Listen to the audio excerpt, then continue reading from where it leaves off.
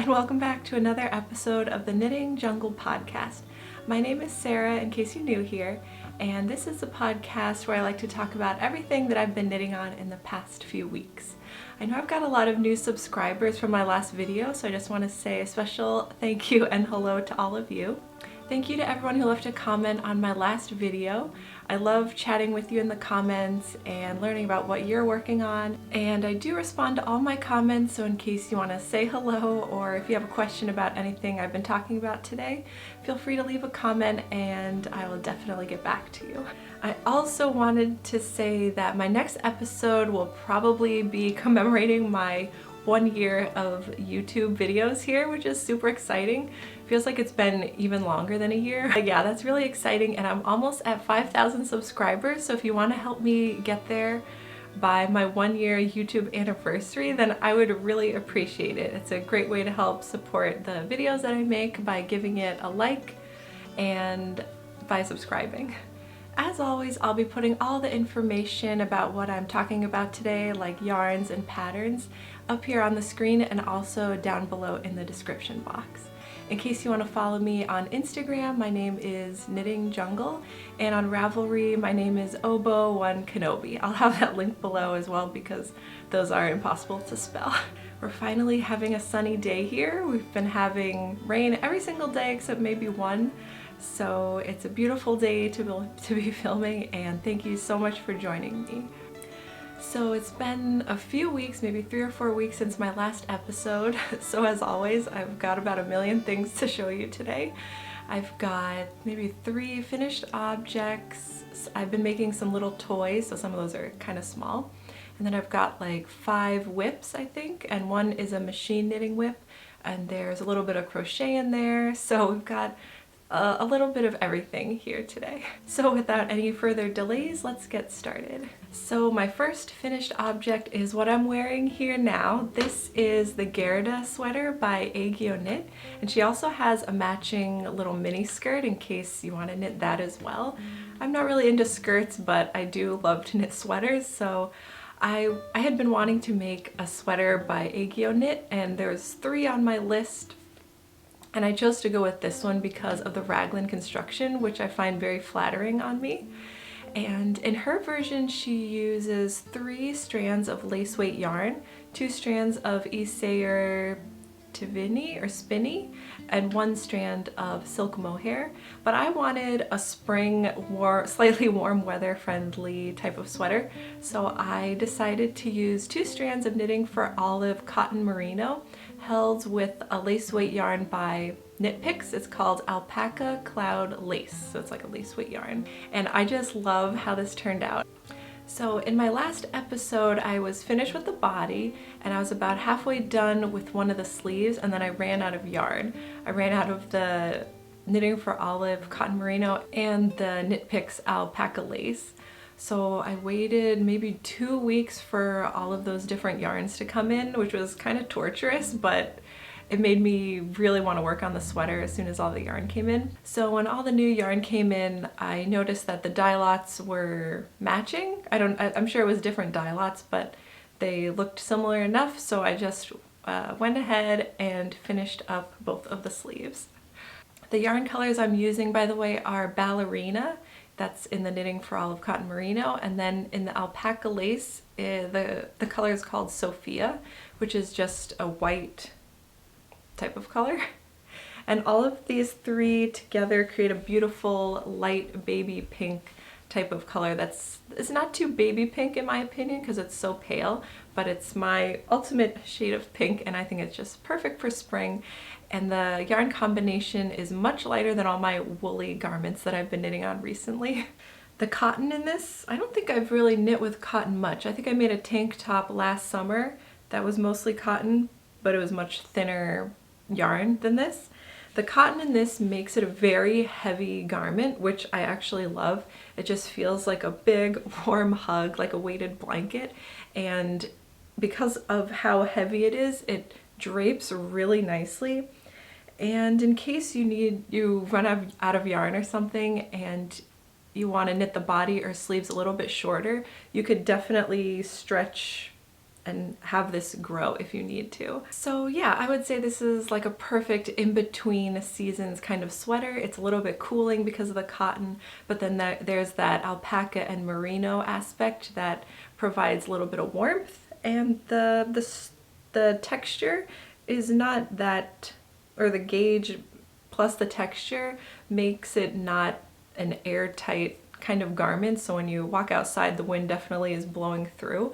So right now it's a little too cold just to wear this alone by itself outside, but I think once it reaches like 70 degrees it'll be perfect. I also run cold, so I could probably wear this when it's like 75, 80 degrees in the morning. Also, something really nice about the alpaca lace, in case you don't like mohair, I found that the alpaca lace actually gives it a little bit of a halo. Not as much as mohair, of course, but let me see if I can show you. It's like a little bit fuzzy. So yes, this is definitely a spring masterpiece. I like everything about it and I wouldn't change anything about this one. So let me talk about the construction a little bit. So this is, as I said, a raglan type of sweater. So you're knitting in the round and you start at the top, and the designer has two different necklines you can choose from. One is kind of a mock neck, which you'll see in the main image of the pattern. And then I didn't know this before I bought the pattern, but there's also another option to knit this neckline. So I didn't change this neckline at all. All I did was not make it a double folded over neckband. I just did a single layer because I really like an open neck, and I thought if it was double knit then it wouldn't be quite as stretchy. And I think this is perfect. There are no short rows, but because of the heaviness and drapiness of the cotton blend yarn that I chose, I'm able to easily just stretch this out so it gives a nice round neckline in the front. And then in the back, I knit this pretty long, so there's no problem with it riding up in the back or anything. So that all actually worked out, which is great. And then what else did I do? So when you're beginning the pattern, I always have a lot of confusion in the beginning of the pattern when there's a lot of stitch markers, because there's like front section, back section, sleeves, and then 4 raglan sections. So you just have to make sure you're really organized in the beginning of the pattern. And after a couple hours and you've gotten some knitting established, then you can really easily read your knitting, or at least I was able to, and then I wasn't so confused anymore. The first several rows of the entire yoke section are charted. There's like there's a chart for like the front and back, the sleeves, and the raglan, I believe. And so that will help you get the pattern established, and then once you reach about here, the charts end, and then you are just left to your own devices to do the increases and everything and establish the pattern by yourself. And I didn't have any problems doing that because this is just a simple checkerboard pattern and a simple cable design, and all the cables go in the same direction, so there's no problem getting confused about left or right leading cables.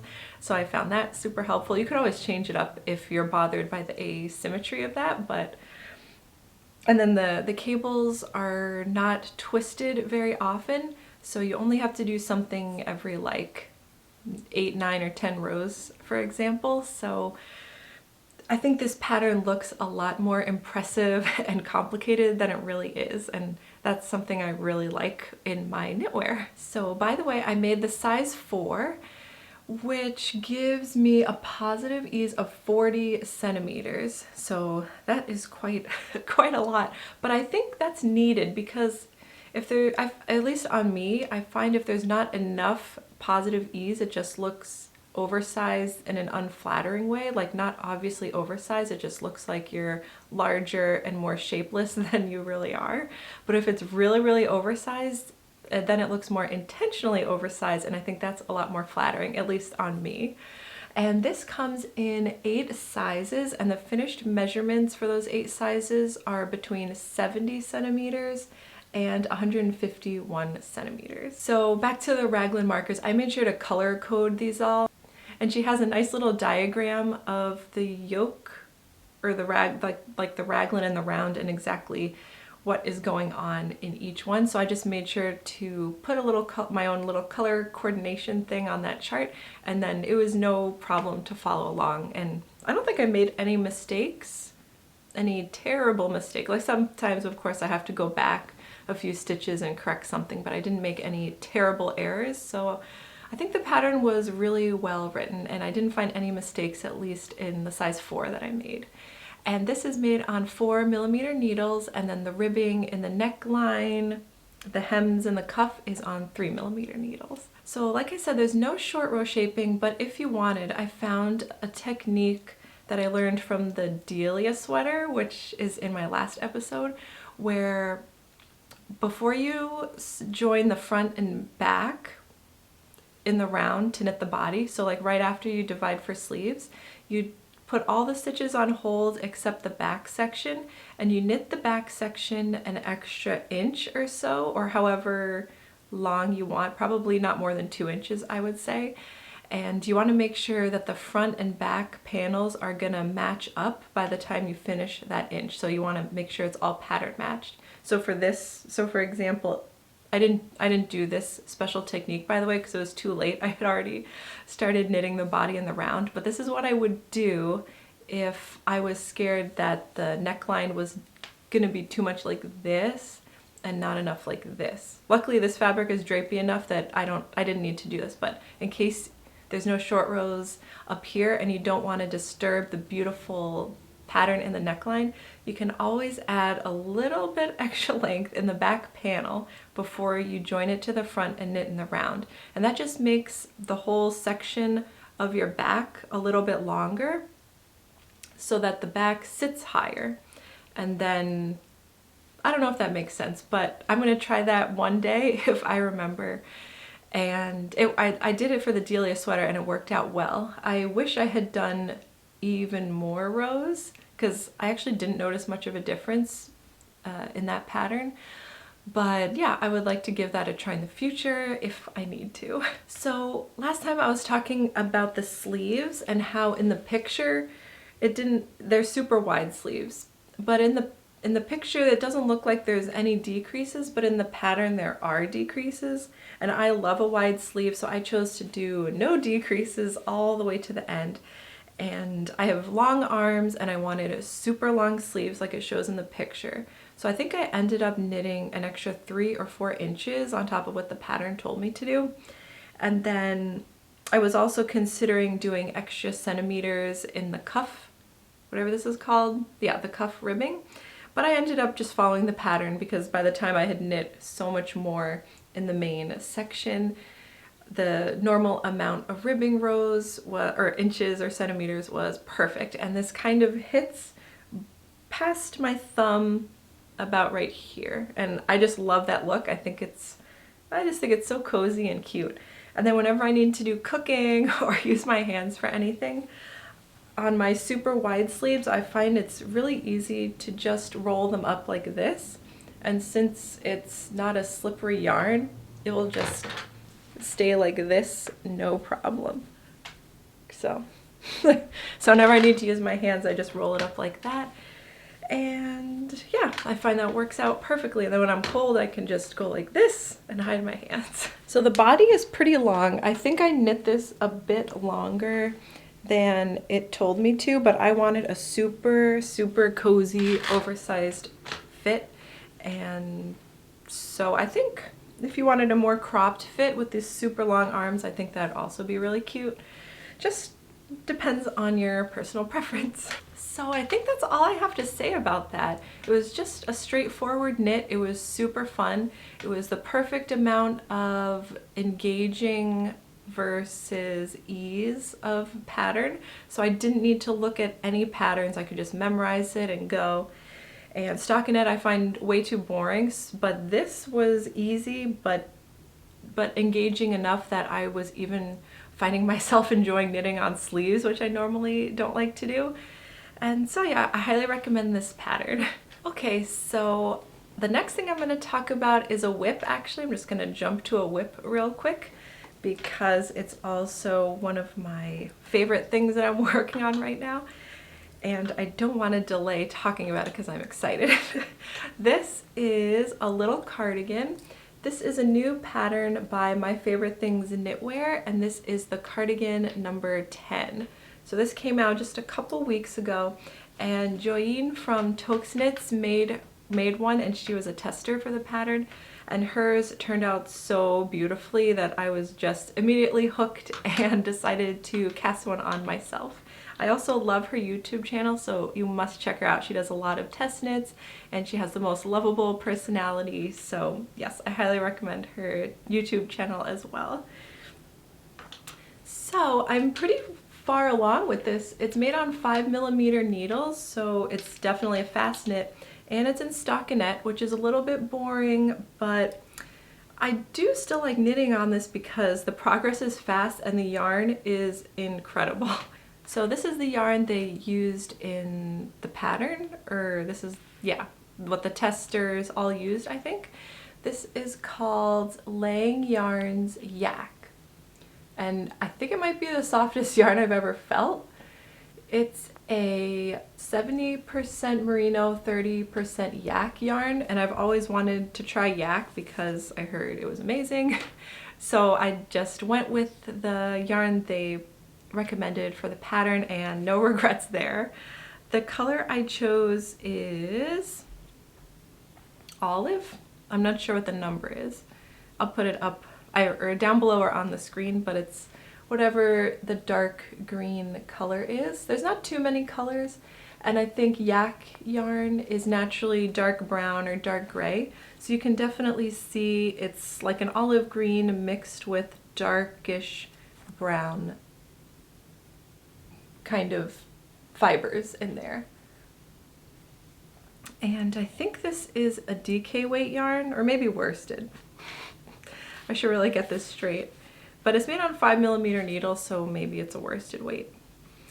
The fabric it creates is a lot drapier than I was expecting. Like in the pictures, it looks like a thick, chunky, stiff type of thing, but I'm finding it super lightweight. This yarn is really lightweight and fluffy and soft, and a little bit looser gauge than I was expecting. I mean, I meant gauge, but I think if I were to make this again, I would use a smaller needle size and have a tighter gauge and maybe make a size larger, just to make it extra warm and cozy and stiff, I guess. So the whole reason why I'm making this cardigan is because I thought it was a perfect dupe for the Kate cardigan, which is like $1,000 designer cardigan. And that's why I chose this green color, because there is a version of that in green, and I'm basically just trying to replicate that. Okay, this color is called 99 Olive. And you can get this on Rito.com or lindahobby.com. I'll put some links below in case you're interested. So since I am trying to make my version of the Kate cardigan, I want it to be very fitted, not like how it is in the pictures or how it's meant to be. So we'll see how that turns out, because I'm kind of going against what the designer had in mind. So I'm actually making the first size, which is weird for me. Normally I make like the 3 or 4 size, but with the smallest size, it's still gonna give me a positive ease of 1.5 inches. So yes, I'm just gonna take a gamble and see how this all turns out, because I want a fitted look. But this does come in 8 sizes, and the finished bust circumferences range between 96 centimeters and the upper range is 156 centimeters. I am very impressed with this pattern because it includes waist shaping and hip shaping. So there's decreases after the bust section, there's decreases for the waist, and then increases for the hips.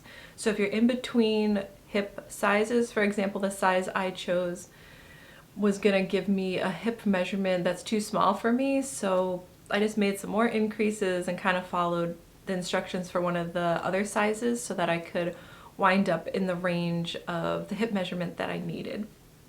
So that's one thing to keep in mind, is that your bust, waist, and hip measurements might not exactly correspond to one of the sizes. You might need to fiddle around with the numbers there. Where was I? Oh yeah, back to the construction. So this is knitted flat from the top down. kind of in that European shoulder construction kind of way, where you start at the back and then you make some increases somewhere in the back and then pick up the two front sections and knit those, and then integrate those with the sleeves, so it's all I think it's contiguous knitting flat, where you're doing at some point you're knitting the front, the sleeves, and the back all at the same time while making the appropriate amount of increases until you split for sleeves. And I am discovering that I love this type of shoulder style, this type of construction on me. I hate drop shoulders, they're not flattering for me. So it has to be a set-in sleeve look or a raglan. And I don't like turtlenecks. I like when there's an open neckline, and this is going to have a nice deep V. Oh, another reason why I chose the smallest size was because the deep V is going to end a little bit higher, and for the other sizes it's going to end like way down here, which means you definitely have to wear something underneath. I might also have to wear something underneath, but at least there's a chance I won't. But I mean, we'll just have to see how that turns out, but that's another reason why I chose the first size. So I've finished the body. I think I omitted the last few rows of the body because it was getting a little too long for the exact style I wanted. I want like kind of a little bit of a cropped kind of look, and I don't have a long torso, so I just kept trying it on multiple times until I decided to eventually stop and knit the ribbing. And this is where everything went bad. I mean, it might be bad, I'm not sure, but I was not happy with the ribbing. It's a half fisherman's rib, which I've never done that before, so I thought for sure I'll give it a try because I like to learn new techniques in each thing that I make if possible. But it was eerily similar to the brioche stitch, which I just made a sweater in my last video using brioche, and I have a little bit, like, I didn't want to do that type of thing again because I've got some, not bad memories, but you know what I mean, like I don't like brioche stitch. And to do the half fisherman's rib, you have to go from your size 5mm needle down to a size 2, and I didn't even have a 2mm needle that could work for this. So I used a 2.5mm for a while, and then I got a size 2. And the entire time I was doing this rib, I was just like really angry and even seething a little bit, which is not good because knitting is like my calming, like relaxing hobby, but I was like so angry doing this rib. For like, the reason is because I looked like I wasn't doing anything. Like, it doesn't really look like a rib. It kind of does now. After I knit maybe 1.5 centimeters, it finally started to look like ribbing. But before then, I was like, ugh, am I even doing this right? This doesn't look good. I should just be doing a regular rib. But I wanted to see it through to see if it would all come together. And it definitely looks nice. It definitely looks like a ribbing, but like, there's so much effort put into this half fisherman's rib, and I don't know why. I will much rather do a twisted rib or any other ribbing.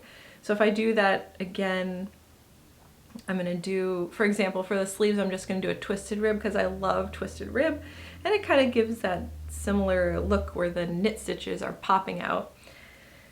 And so yeah, the reverse side of the half fisherman's rib I think looks better. So yeah, maybe I just didn't do it right, but I just really didn't like that. Then I was kind of okay with all that, but then when I was binding off, I was using a needle bind off, the Italian bind off, I think it's called. It was so hard to bind that off on the 2mm needle. There just was hardly any room to like get the needle through the stitches and pull the yarn through.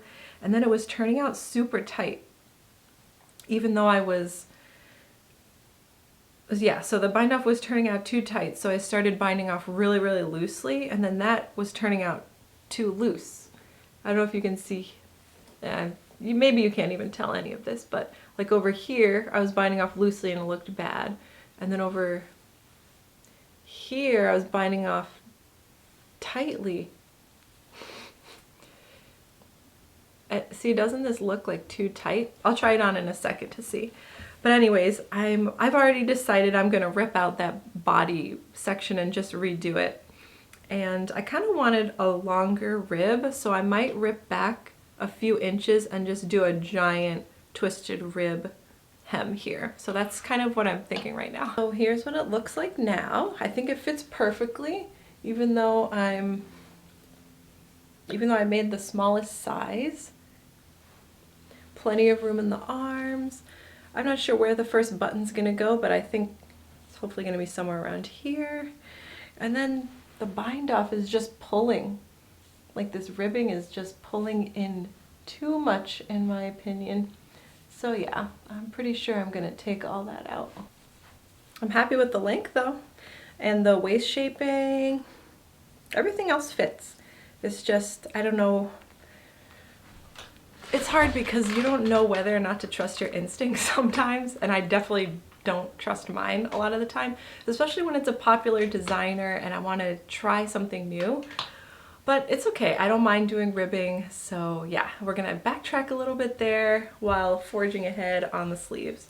So for the sleeves, I followed the instructions for the 3rd or 4th size, like the size I would normally do, because nobody wants a sleeve that's too tight. So it just meant that I picked up some more stitches in the underarms, and I'm really happy with this. There are even a little bit of increases in the sleeves. Very, very subtle, like I don't think you can tell, but I just thought that was a really cool detail, and it's gonna be really nice wide sleeves again, just like the Gerda sweater, so I'm really excited to see how that's gonna turn out. And like I said, I'm gonna be doing twisted rib for the sleeve hem. So besides pink, green is my other favorite color, so I just can't wait to wear this. It's gonna be perfect. I like to mix pink and green, so I've got a pink dress I could wear underneath this, or white. Green to me, especially like a dark green, is kind of like a neutral, so I think it's gonna go with a lot of my regular wardrobe, even jeans. And I think green is kind of good for all year round. So yeah, I think I chose a great color that I love, that's gonna work in 3 out of the 4 seasons. So there's gonna be some buttons. I haven't read ahead. The cake cardigan has only 3 buttons. I'm not sure how many this has. I think probably more than 3. And I think I read that there might be optional pockets, which I love to do. I could even do those on the knitting machine in like 1 minute. So I might do the pockets as well, because the designer cardigan I'm copying has pockets, but there's not that much room in the, okay, maybe there is enough room to put a pocket, because that's kind of I'm kind of going for a crop design. So if there's not enough room for pockets without looking weird, then I'll probably omit the pockets, but we'll see. And then when it comes, yeah, so I can't do the button band yet because I need to finish the body. So probably I'm gonna finish the sleeves and then do the body last. And what was I gonna say? Oh, the button band I think might be double knitted, which I've never done before. I don't even know what that means. So that's something interesting that I'm excited to try. Oh yeah, so I guess with the button band, it'll give even more positive ease here. So yeah, I think the size I chose is gonna be perfect for the finished look I was going for. And I think that's all I have to say about this. This yarn is incredible. I cannot get over this Lang Yarns yak. And I gotta try yak in the future, I think. It's so soft. I think if you're sensitive to wool, you could definitely wear this merino yak blend. So now I'm gonna jump back into some more little finished objects. They're gonna be little knitted and crocheted toys. So here's the first one. This one is called Hen by Claire Garland. And this is Chick by somebody on Etsy. The chick and her little shell are crocheted, and then the hen is knitted. And if you want to be knitting toys, I highly recommend you check out Claire Garland. She is so good at making realistic looking animal toys. Her shaping skills are on another level. Like just look at the shape of this. This is done with about 30 different sections of short rows.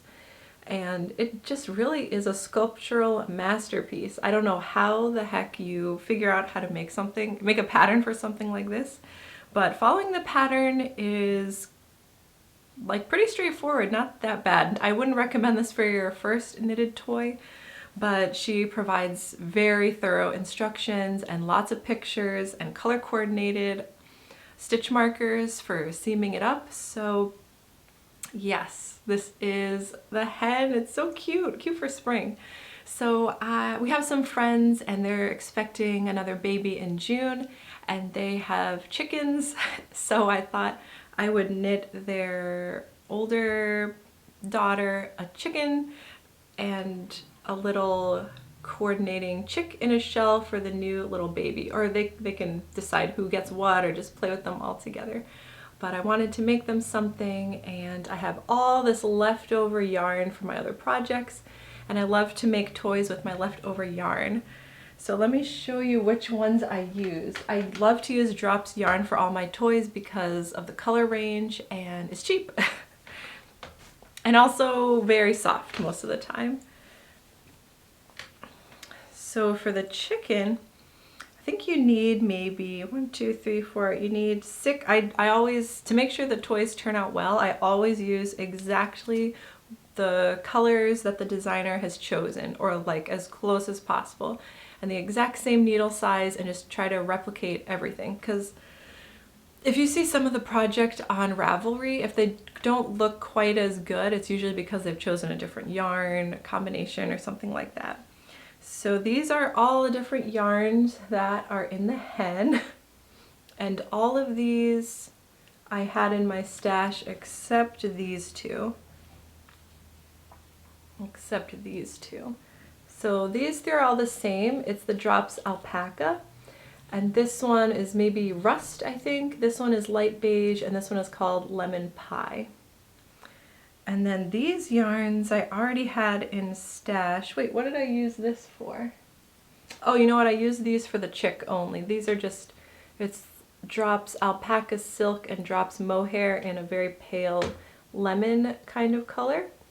And I just held these together for the chick.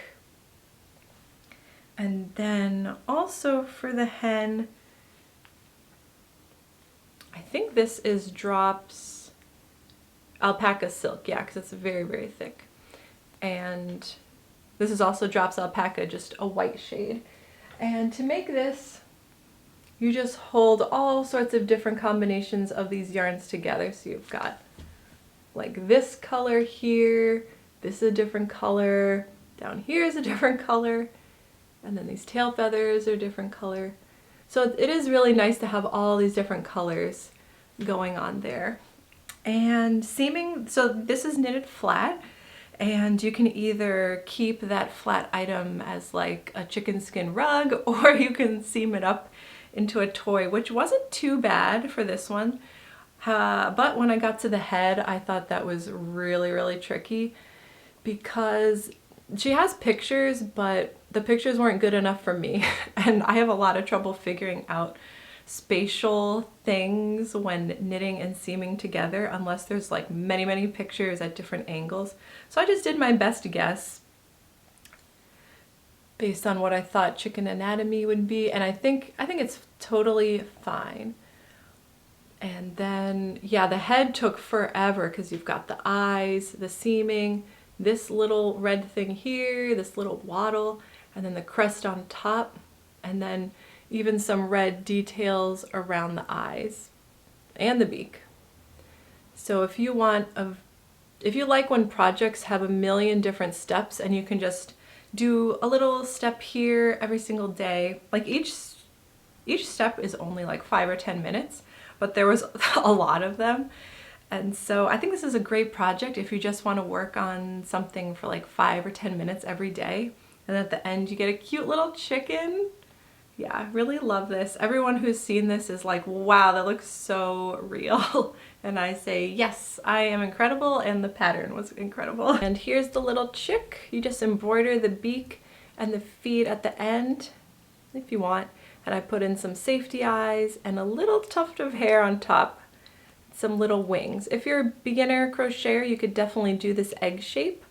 I think that's a nice, easy pattern. You just have to know how to do a magic circle, which is how you start here, and then you do increases and then decreases towards the top. And this is super quick. You could probably whip several of these up if you needed to. Then I just used some leftover white yarn for its shell. I didn't even bother to make the top shell because I was lazy and I thought this was good enough. And this was alpaca silk with drop silk together, and one side turned out really fuzzy and the other side turned out, and the other side turned out not so fuzzy, so I just flipped it so the fuzzy side is on the inside. And there you go. So yeah, now that I've shown it in this video, I can send that off to that family. I was really on a toy kick, so before I get into my other sweater or garment whips, I'll just show you the other toys that I've made recently. So I think on last episode, maybe 2 episodes ago, you saw I made this little kitten for one of my daughters. And then my other daughter wanted a pink one, and after like 2 months, I finally made hers. I feel kind of bad about that. And here's the pink one. The face is a little bit busted, but she doesn't seem to mind, so that's okay. This one turned out so much worse. I also put the butt on the side by accident, so she's a little bit different. Oh yeah, so you can see the butt is like asymmetrical. But nobody's perfect, right? Even cats. So yeah, this one is a lot better, but luckily my other girl doesn't seem to notice or mind. This is another pattern I found on Etsy. It's called Kitty. I will just link that below because I can't remember the designer's name. And I think this is by the same designer. This is Barney the puppy. This one is so cute. This one's made in Drops Boucle.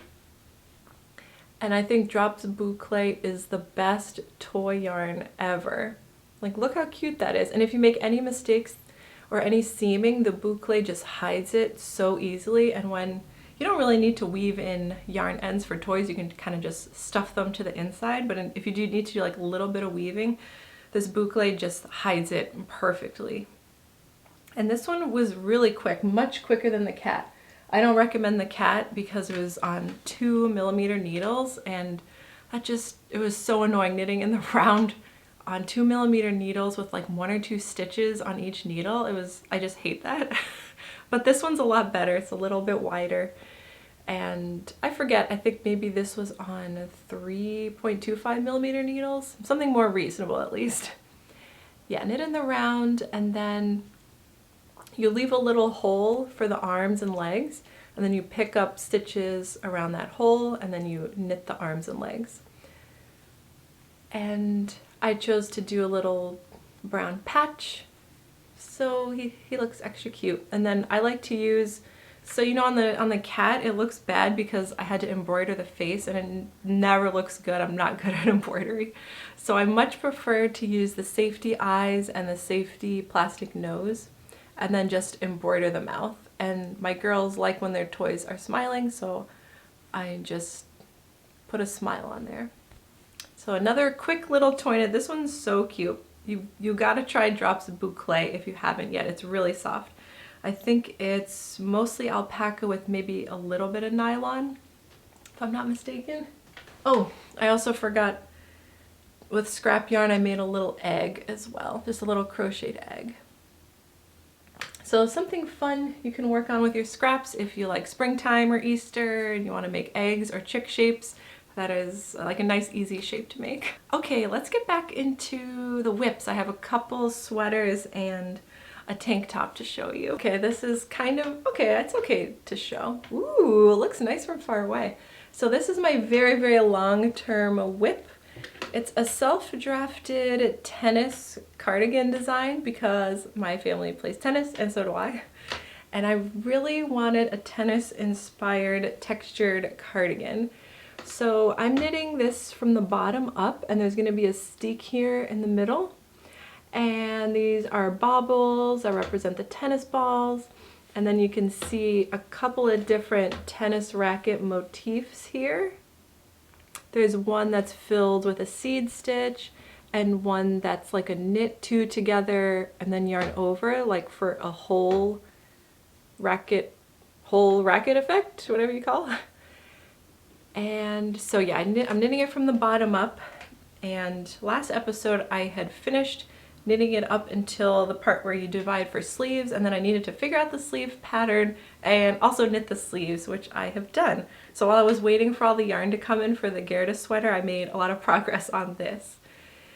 And oh, let me just show you the back. I chose some cable from the Knitting Cable Source Book, I think it's called. That's this big center cable here.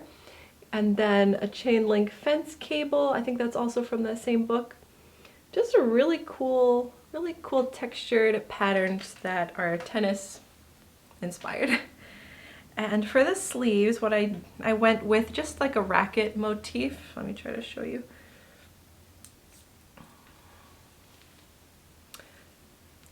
So for the sleeves, I just went with a racket motif with some tennis balls on the side. And then a twist, I think these are twisted knit stitches just to border that. And then the background of the sleeve is just pearls. So what I did was I knit this little narrow panel by hand. Oh, and I did twisted rib because I love twisted rib for the cuff. So what I did was I knit just this panel flat, and then I did, oh wait, sorry, that's the wrong order. Okay, so what I did was I knit the twisted rib cuff, and then I knit this panel here by hand, and then I put the rest of these stitches on my knitting machine and just knit stockinette for the entire rest of the sleeve, and I made some increases as I went up as well. Because why do stockinette by hand when I can do it on the knitting machine? Woohoo! And I made sure that the purl side was facing the right side, if that makes sense. So I did two sleeves like that, and it went well, I think. And then I just seamed it together, so that tennis panel I seamed together with the section that I had done on the machine. And this isn't steam blocked or anything, so it's a little bit wonky, but I think it's gonna work out.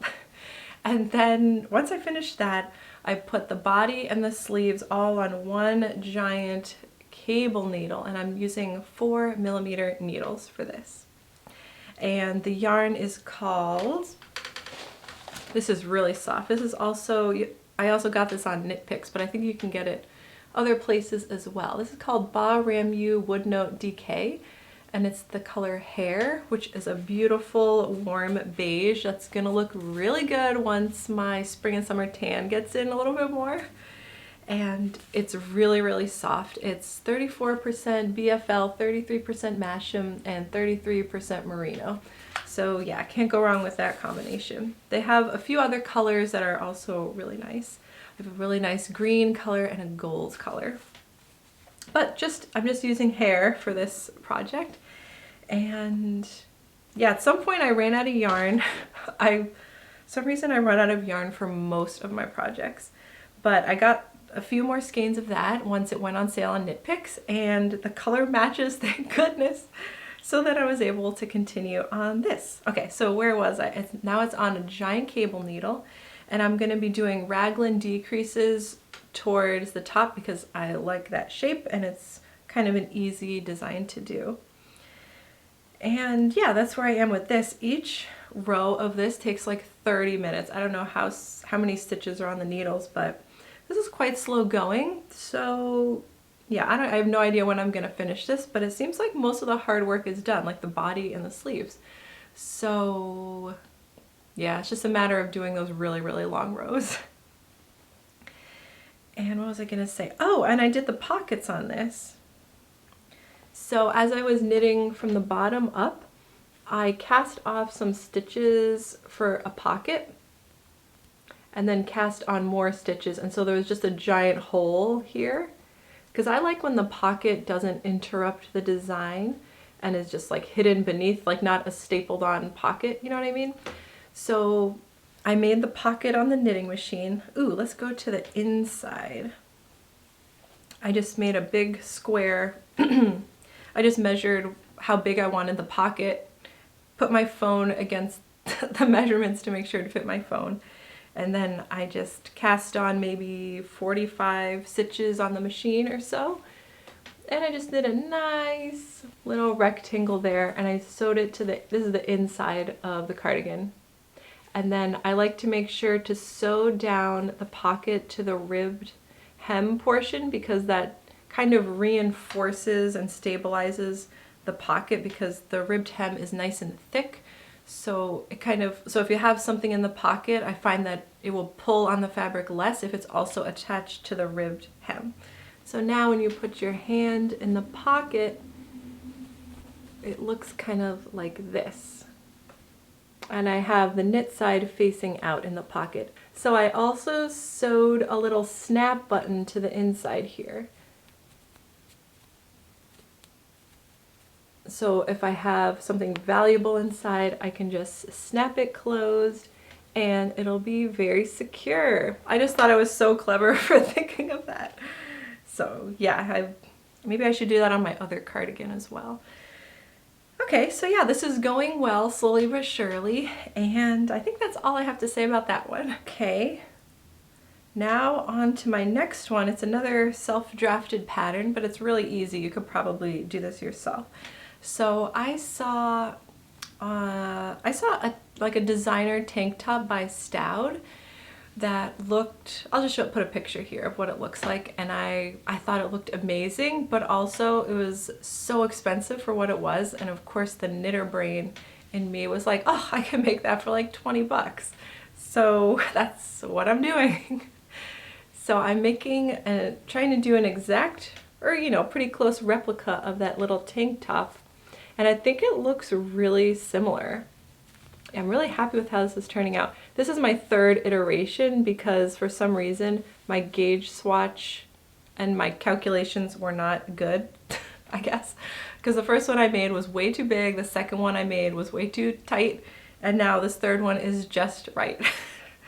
So I'm using the whole star of the show here is the yarn that I'm using, which is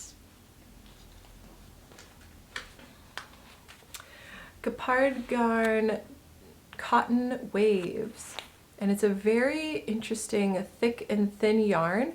It's 90% cotton and 10% linen, and I don't know if you can tell, but this is called the raw white color, so it's like the lightest color, and it definitely has some very bright white parts from the cotton, and then kind of a hardier texture in more of a natural flax color. And I just think that is really cool. And it's so soft, by the way. So I'm just finding this yarn a pleasure to work with. It's a little bit slow going because of the thick and thin nature, and it's not wool, so it doesn't really stretch as you're knitting with it. So to me, it just doesn't work up quite as fast, but it's definitely fun to work with. I'm making this on 5mm needles, and I'm just making a tube. And I started off making maybe 3 inches of purl stitches, because that's what it looks like in the model photo.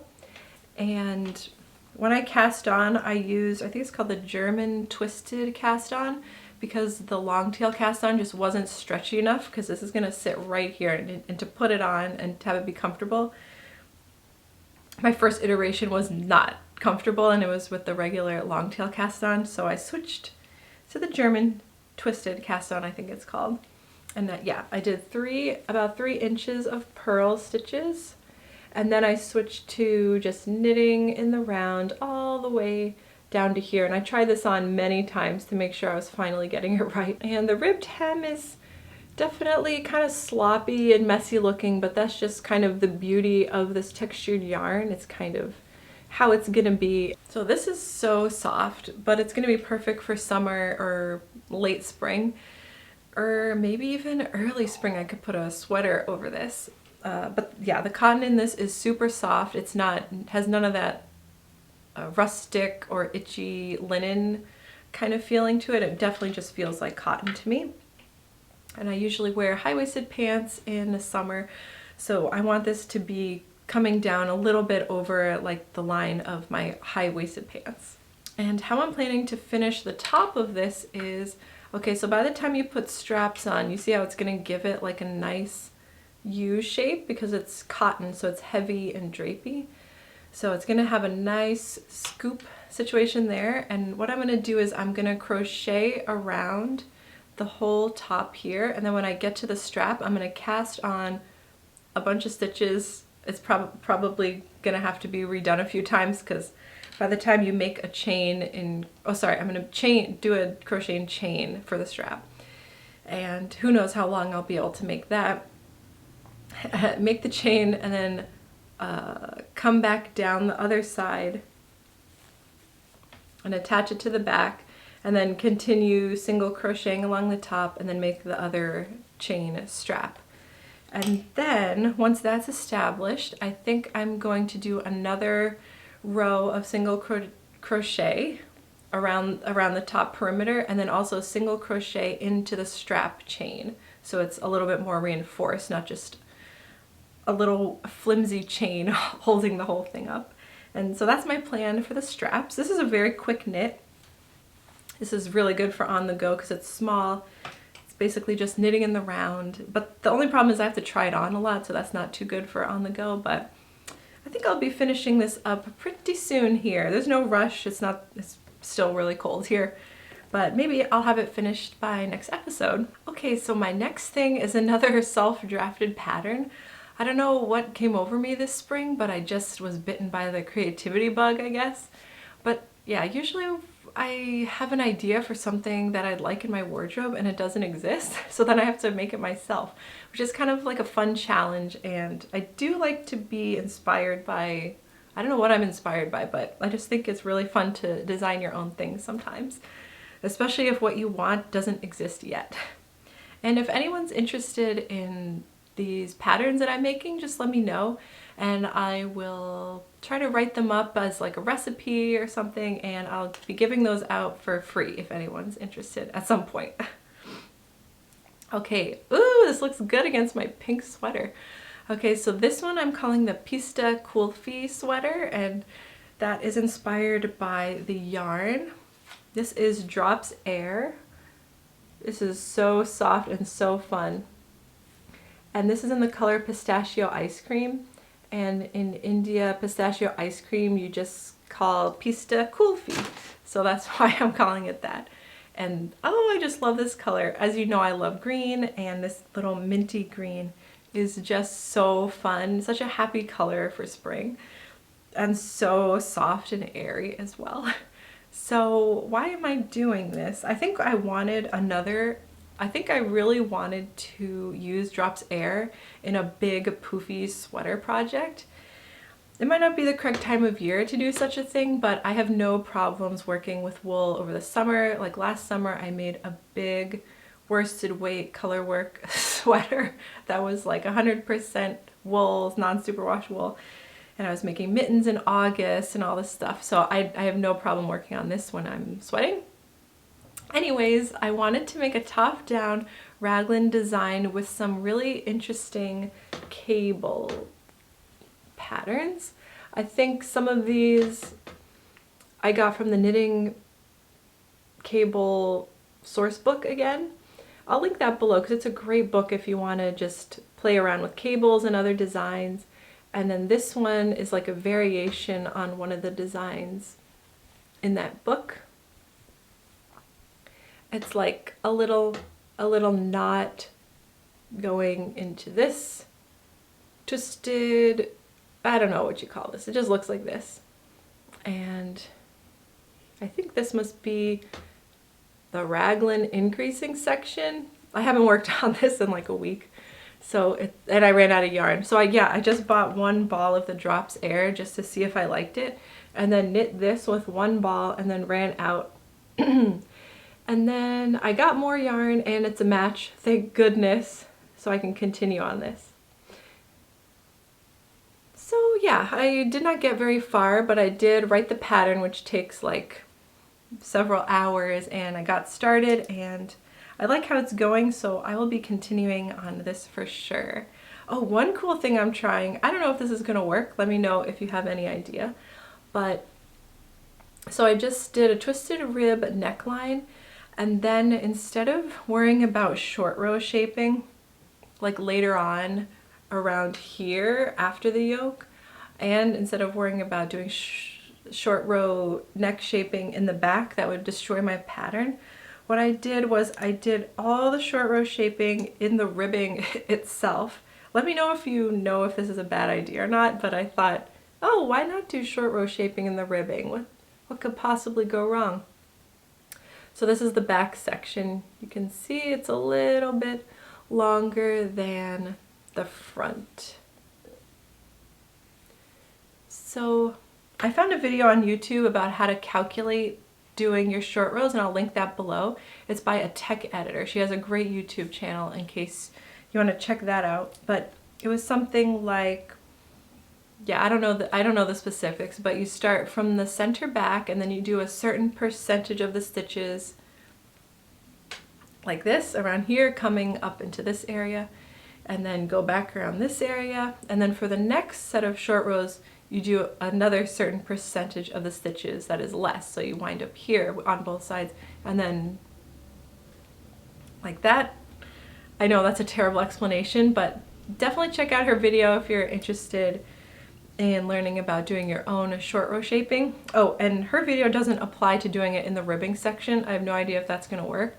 Hers applies to regular short row shaping. So yeah, there's not much to say about this other than I love this yarn, and I did a lot of research on Drops Air because it's like a blown yarn, which is 65% alpaca, 28% polyamide, which is nylon, and 7% wool. So it's a blown yarn. It's got the nylon reinforcement, but I was wondering if it could even be used for cables because it's so poofy. It kind of seems counterintuitive to me, but apparently it is good for cables, so that's good to know. And I'm glad I did test the pattern before buying a full sweater's quantity worth of yarn for it. And yeah, I just love this color. And there's so many colors in Drops Air. I highly recommend it. And if you're interested in blown yarns, some other good ones are Camarosa Snefnug, and I think Gepard Puno. I think those are some other blown yarns, but I saw a review on all blown yarns somewhere on YouTube. I forgot by who. And she said Drops Air was the best because it's the cheapest and the softest, and it comes in the most amount of colors. So yep, that's another project, another long-term whip that I'm working on and also very excited by. The charts for this look kind of like this. I've got one for the sleeve. This is the sleeve one, I think, and then here's the raglan. And then the front and back have the same chart. It's gonna look like this. So yeah, if anyone is interested in this pattern, I mean, we'll have to see if it turns out well first, I guess, but just let me know. I'll be sharing my patterns or recipes for free at some point if anyone's interested. Okay, I have one last hand knitting whip that I'll share. And this one I'm just excited by all my projects today. It's really nice. And everything seems really soft and cuddly, or just like very cozy and soothing. Anyways, I like to keep my projects in these little IKEA baskets because you can just like throw them in the corner of the room and it looks good. And then it also holds a lot, like a sweater you could put in this thing. Okay. So I'm making another little knitted animal by Claire Garland. This one is called Tigger the Tiger from Winnie the Pooh, I think. And my daughter, her birthday's coming up, so she wanted this pattern, and it's turning out a lot larger than I was expecting. I kind of just used all the yarn that I had that was orange and combined it together. The pattern itself is made in a cashmere yarn on 2.5mm needles, and there's no way I'm using cashmere in a toy. So I have a big storage cube where I keep all of my scrap yarn that I like to use for toys, and I actually had a lot in like golden orange type of colors. So I'm holding 5 strands of yarn together to make this tiger guy. So 2 of the strands are Drops Mohair in the color Curry, which I used for my Cynthia cardigan. In my last episode, you'll see that, so I had leftover of that. And then I'm using 2 strands of this Drops Mohair. I have no idea why I got this, but it was in my stash, and it's a bright orange, so perfect for a tiger. And then the last golden color I'm using is this Madeline Tosh Merino in this very bright gold color. And I was gonna make a sweater as like a colorwork sweater. I think the caramel sweater, Dirty Caramel Sweater by Kutovo Kika. And I think I was gonna have this be the background, but this is not gonna be flattering. I think it's gonna look weird on me. So I'm just gonna use it for a tiger and maybe an accent color for another project. So all those 5 yarns together look so good, in my opinion. Maybe you can't tell on camera, but it's a very multi-dimensional kind of orange and a great way to use up scraps. So the fact that it's turning out huge is very good for stash busting. So I'm using this on 4.5mm needles, I don't know if I said. And to make toys I like to use double pointed needles, but then put some stitch stoppers on the end so that they're kind of like flat knitting needles. What do you call regular knitting needles? Yeah, I think that's what they're called. And then the stripes are made as you go, which is nice because you don't have to worry about the placement yourself. I know for sure I would probably mess that up. But that does mean that the inside looks crazy. So you're constantly breaking the yarn and rejoining it. This is the inside, by the way. So if you don't like breaking the yarn and weaving in ends, it's not that good of a pattern, but you don't really need to weave in the ends, just like a teeny bit. And then everything in a toy is just stuffed to the inside and you'll never see it. So minimal effort is required, but I've probably broken the yarn like 20 times already by now. And I just finished doing the top part of the body last night, and I was just picking up stitches to make the belly, the underside. I guess that's gonna be white. Then probably knit the belly flat and then seam it together somehow. This pattern is really well written. It's by Claire Garland again, and her pattern writing and her shaping is incredible. So many short rows are going into this. I don't know if you can see like in the arms. I've already made a few seams, but they're really short and very easy to follow. Some of her patterns, I just can't understand where to seam it, and it takes me like 40 minutes to figure it out, but this one was actually super easy so far. And to make the eyes, you knit 2 big holes here and then pick up stitches in white and then make an oval shape and sew the rest down. And then you put some safety eyes on top of that and embroider the nose. So this face is not too hard in my opinion. And just like all other toy making, I highly recommend color coding your stitch markers. And if you have the exact same colors that she uses, that's even better, just to avoid confusion. And yeah, her birthday's in May, so I'm sure I'll finish in time, and she loves how it's turning out. I think I didn't decide to surprise her with it because I get too excited when I start making something and I want to show it to her, and then she gets even more excited. So I think like the excitement and anticipation of seeing it all come together adds to the whole experience. So yeah, this is not a surprise for her. This is gonna take a lot of stuffing, I just realized. I hope I have enough. Is that the last thing I have to talk about? Oh no, it's not. I have one machine knit to show you. Before I get into my last item, which is a machine knit, I just wanted to see if anyone is still here watching. I'm gonna be in the Seattle, Washington area next week. So if you know that area, I'll be in Redmond, Washington. And if you know of any yarn shops you'd like to recommend, would you leave them in the comments for me? There's so many yarn shops when I searched on Google.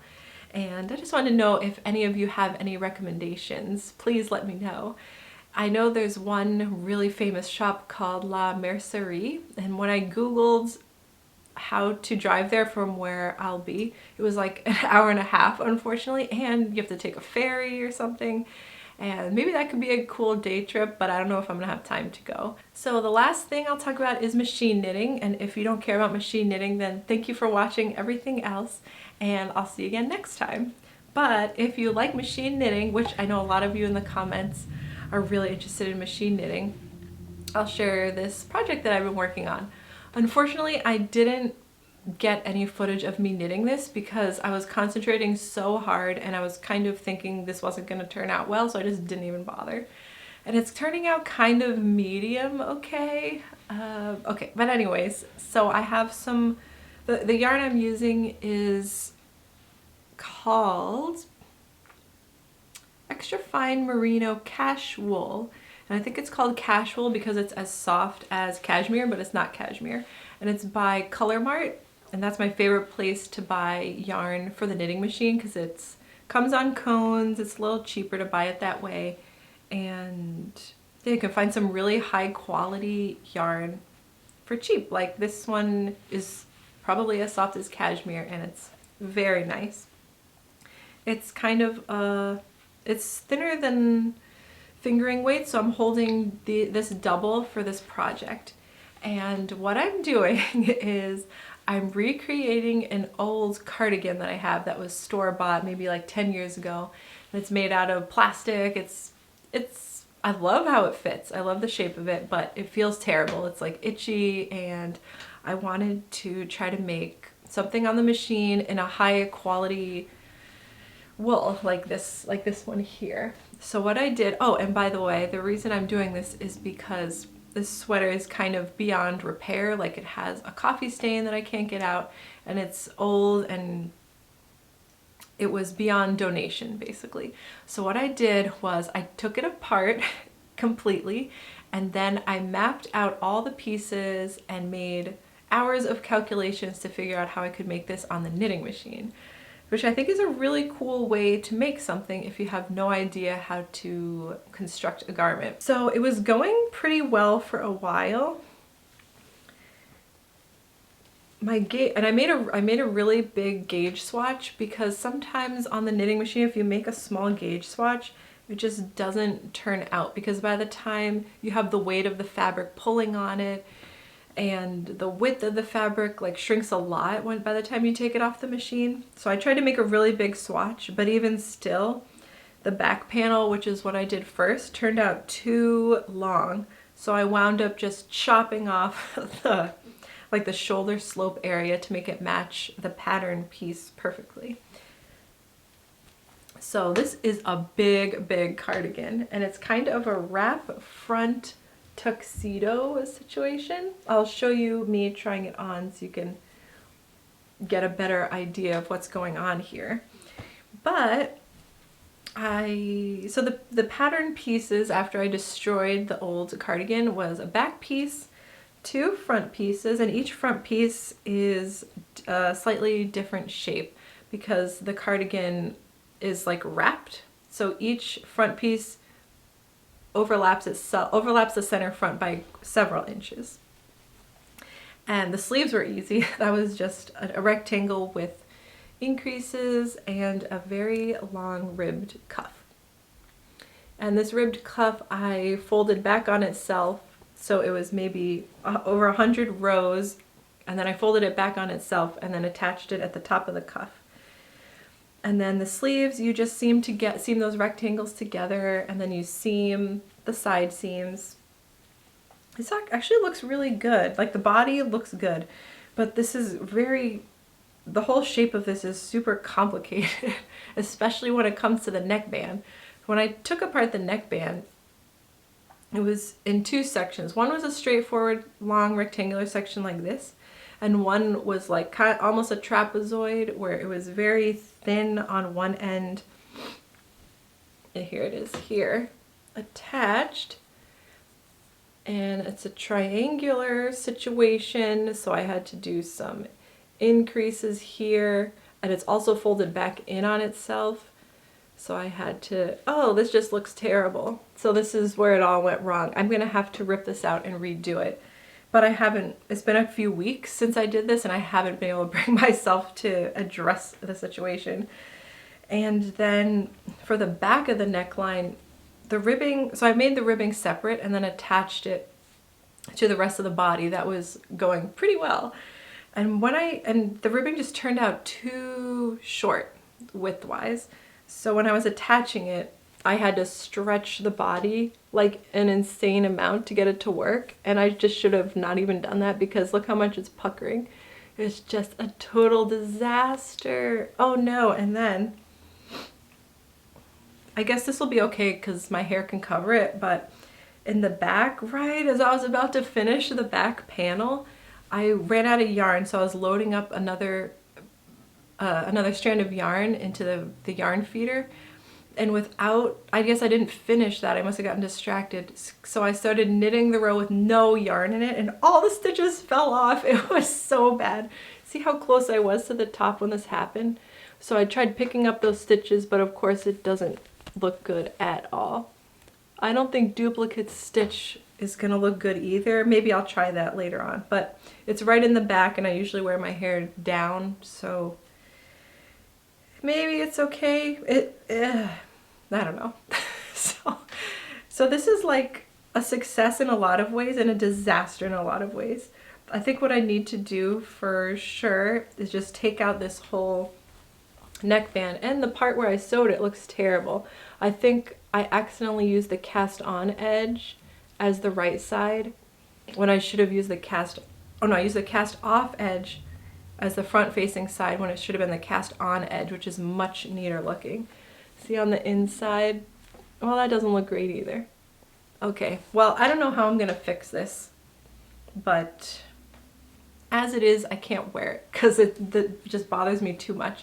A lot of mistakes I will live with, but this is too much even for me. But if I'm able to figure out the neckline, then I will proceed with doing the finishing touches, which would be, oh wait, I did this on one side already. So on one side, I did a crocheted border to get that center front area to stop rolling and just to have like a neater finished edge. I think it went well. It probably needs to be steam blocked to know for sure. Or maybe I should have just picked up stitches on the knitting machine and done a button band like that and folded it over on itself, because it still looks kind of floppy. Yeah, so that might need to change as well. So yeah, a lot is up in the air. This is kind of how machine knitting goes. Like there'll be some massive successes and then some devastating problems. But if I could somehow get this to work, this would be such a beautiful, giant, cozy, soft cardigan jacket. And there's gonna be some buttons. I think I'll probably permanently do the buttons because I didn't think it would be a good idea to pre-plan the buttonholes because I had no idea how this was gonna turn out. And I don't think this is the type of thing that's meant to be worn open, so I'll probably just sew the buttons and sew the whole thing closed at the very end, if I can get to that point, at least. So yeah, this is my machine knit project of the month. If you're here to the end, thank you so much. I feel like that was a lot there. Whenever I wait 4 weeks in between episodes instead of 3 weeks, it feels like I have a massive amount to share with you, so I hope you don't mind. And I have so many whips that I have no idea what I'm gonna be working on and what I'll be finishing for the next episode, but if you'd like to find out, I would love if you subscribe to the channel and help me reach that 5,000 mark. Give the video a like if you liked it and leave a comment about what you're working on this spring. I would love to know. I'm also still deciding which project to bring with me on my trip to Seattle. I was thinking maybe the one that's in Drops Air because it's very lightweight, but it's still a lot of yarn to pack. I don't want to start another whip, so yeah, I don't know what I should do there. Yeah, I have no idea. Let me know what you think in the comments below. Thank you so much for watching. I hope your April is off to a great start, and I'll see you again next time. Bye!